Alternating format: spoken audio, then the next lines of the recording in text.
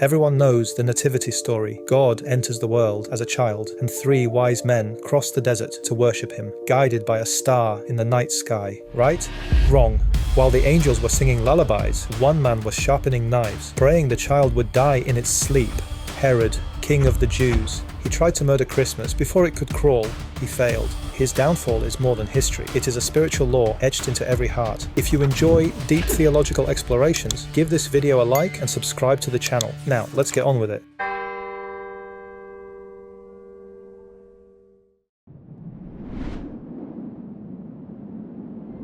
Priests shuffled anxiously through the corridors of the royal palace, holding ancient scrolls the way drowning men clutch driftwood. They were summoned to the throne room because 3 foreigners had just walked into Jerusalem asking the one question no king ever wants to hear.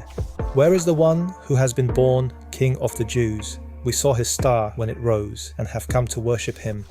The question hit Herod like a mule kick to the jewels, yet the smile stayed fixed. He summoned the priests, and when they assembled before the throne, he asked them where the Messiah is supposed to be born.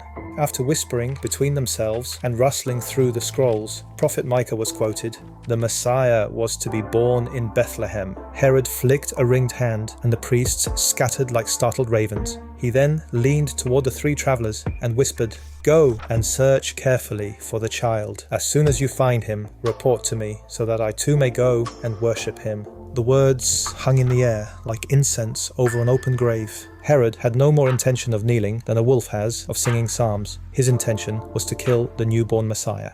But hold up a minute, a skeptic among you may interject.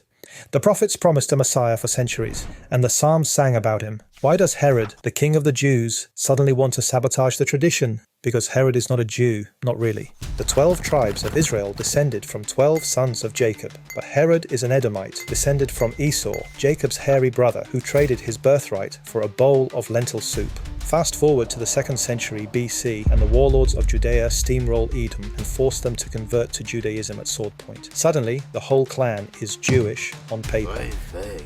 Then, the Romans come in 63 BC and turn Judea and its freshly circumcised Edomite annex into one big Roman province. Herod's father spots which way the wind is blowing and kisses every Roman sandal in sight, rapidly becoming the governor of Judea.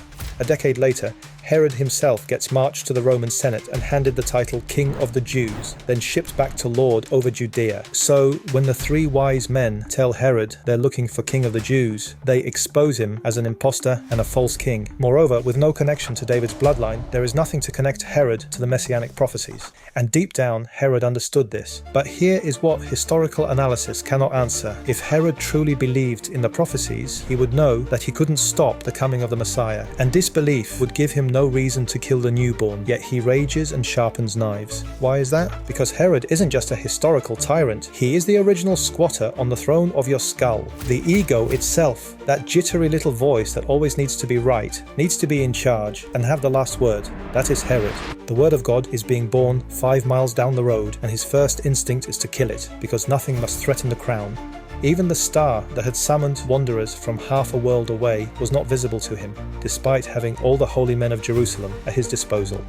The ego is blind to the inward light that points towards the truth.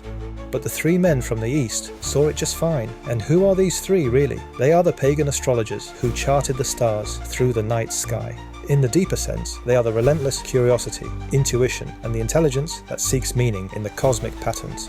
And notice how the journey moves downward, from the opulence of Jerusalem's palace to a stable that smells of straw and breath of animals. There God hides in plain humility, not because heaven ran out of thrones, but because Christ will only be born where the soul has finally been stripped of every last shred of vanity and pretense. This is the moment where true worship begins. After laying their gifts before him, the 3 travelers bring their long journey to completion by bowing in reverence before the newborn king.